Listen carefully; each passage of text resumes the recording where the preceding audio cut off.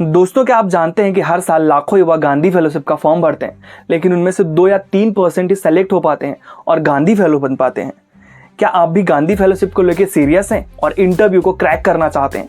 तो ये वीडियो आपके लिए है। तो दोस्तों, आज के इस वीडियो में हम जानेंगे गांधी फेलोशिप के इंटरव्यू को क्रैक करने की फुल स्ट्रैटेजी, जिसमें हम बात करेंगे कि गांधी फेलोशिप के इंटरव्यू में किस प्रकार के प्रश्न पूछे जाते हैं, आपसे क्या जानने की कोशिश की जाती है, फ्रेशर और एक्सपीरियंस से किस प्रकार के प्रश्न पूछे जाते हैं, प्रश्नों के कैसे जवाब दें, उदाहरण के माध्यम से समझेंगे और वीडियो के अंत में हम जानेंगे कुछ इंपॉर्टेंट टिप्स जिससे आप अपने कॉम्पिटिटर से अलग दिख सकें। तो दोस्तों, वीडियो में लास्ट तक बने रहें, कोई भी पार्ट स्किप ना करें, जिससे आप गांधी फेलोशिप की सही शुरुआत कर सकें और इंटरव्यू को क्रैक कर सकें। गांधी फेलोशिप का इंटरव्यू सिलेक्शन प्रोसेस का सबसे लास्ट लेकिन सबसे इंपॉर्टेंट पार्ट होता है। इसका उद्देश्य होता है आपके सोचने की क्षमता और सामाजिक कार्यों की समझ को परखना होता है। इसमें आपकी सॉफ्ट स्किल जैसे टीम वर्क एंड लीडरशिप को चेक किया जाता है। साथ में ही आपके पेन पॉइंट और मोटिवेशन को समझा जाता है। साथ ही समाज कार्य के लिए आपका जुनून देखना चाहते हैं और ये भी चेक करना चाहते हैं कि आप गांधी फेलोशिप के दौरान 2 साल के लिए ग्रामीण क्षेत्र में मानसिक और भावनात्मक रूप से काम करने के लिए तैयार हैं। जैसा कि आप जानते हैं कि गांधी फेलोशिप एक्सपीरियंशियल लर्निंग पे बेस्ड है, तो ये देखना मुख्य उद्देश्य होता है कि आप कितना सीखने के लिए तैयार हैं या आपके अंदर कितना सीखने की ललक है।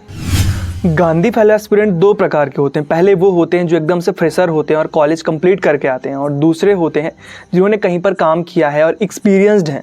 दोनों कैंडिडेट से अलग अलग तरह के प्रश्न पूछे जाते हैं। पहले हम जानेंगे कि फ्रेशर कैंडिडेट से किस प्रकार के प्रश्न पूछे जाते हैं। पहला और सबसे इम्पॉर्टेंट सवाल यही पूछा जाता है कि आप गांधी फेलोशिप करना क्यों चाहते हैं।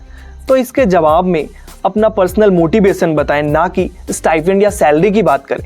ग्राउंड पर काम करने की इच्छा दिखाएं और ये बताएं कि फेलोशिप के माध्यम से मैं सीखना और समाज में बदलाव लाना चाहता हूँ। फॉर एग्जाम्पल, मैंने अपने गांव में देखा है कि सरकारी स्कूल के बच्चों को क्वालिटी एजुकेशन नहीं मिल पाती है। इस फेलोशिप के माध्यम से शिक्षा को समझने और उसमें बदलाव लाने का मौका मिलता है, इसलिए मैं गांधी फेलोशिप करना चाहता हूँ। इसके बाद अगर आपसे पूछा जाए कि क्या आपने इससे पहले कभी सामाजिक कार्य में भाग लिया है, तो जवाब में अपना पर्सनल एक्सपीरियंस शेयर करें, जैसे एनजीओ में काम, एनसीसी, एनएसएस, स्काउट गाइड, वृक्षारोपण या रक्तदान।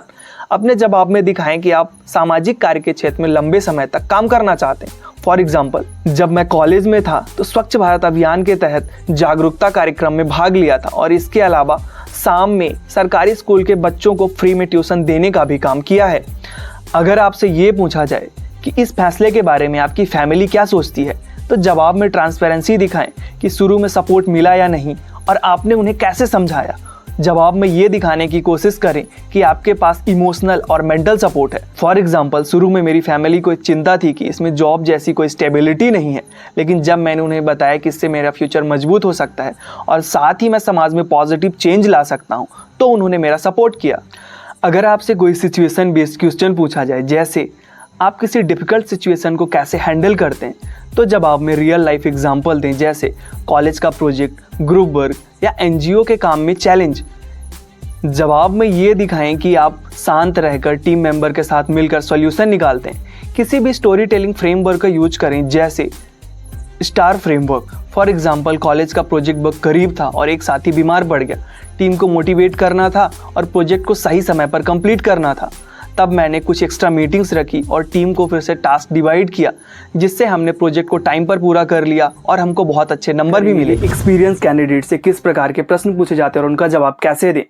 अगर आपसे पूछा जाए कि आप अपनी पिछली नौकरी छोड़कर गांधी फेलोशिप क्यों करना चाहते हैं, तो जवाब में अपना पर्पस ड्रिवन माइंडसेट दिखाएं। ये दिखाएं कि केवल जॉब शिफ्ट नहीं बल्कि कैरियर रिडायरेक्शन है, जिससे आप मीनिंगफुल इम्पैक्ट जनरेट करना चाहते हैं। फॉर एग्जाम्पल, मैं पिछले 2 साल से आईटी सेक्टर में काम कर रहा था, लेकिन हमेशा से ही समाज कार्य में ग्रास रूट लेवल पर काम करना चाहता था, और गांधी फेलोशिप मुझे वो अपॉर्चुनिटी देती है जहां मैं अपनी स्किल्स का यूज करके समाज में पॉजिटिव चेंज ला सकूं और समाज के विकास में अपना योगदान दे सकूं। अगर आपसे ये पूछा जाए कि आप अपने प्रोफेशनल स्किल्स का उपयोग कैसे गांधी फेलोशिप के दौरान करेंगे, तो जवाब में अपनी प्रोफेशनल स्किल्स जैसे प्रोजेक्ट मैनेजमेंट, कम्युनिकेशन और लीडरशिप को फेलोशिप के काम से जोड़ें। ये दिखाएं कि आप सीख कर लीड करना जानते हैं। फॉर एग्जाम्पल, मुझे प्रोजेक्ट मैनेजमेंट का एक्सपीरियंस है, जहां पर मैंने टीम कोऑर्डिनेशन, टीम मैनेजमेंट और स्टेक होल्डर से बातचीत करना सीखा है, जो कि फेलोशिप के दौरान पंचायत लेवल पर स्कूल में काम करने में काफ़ी हेल्पफुल साबित होंगी। अगर आपसे ये पूछा जाए कि आपने कोई टीम लीड की है, अगर हाँ तो कैसे?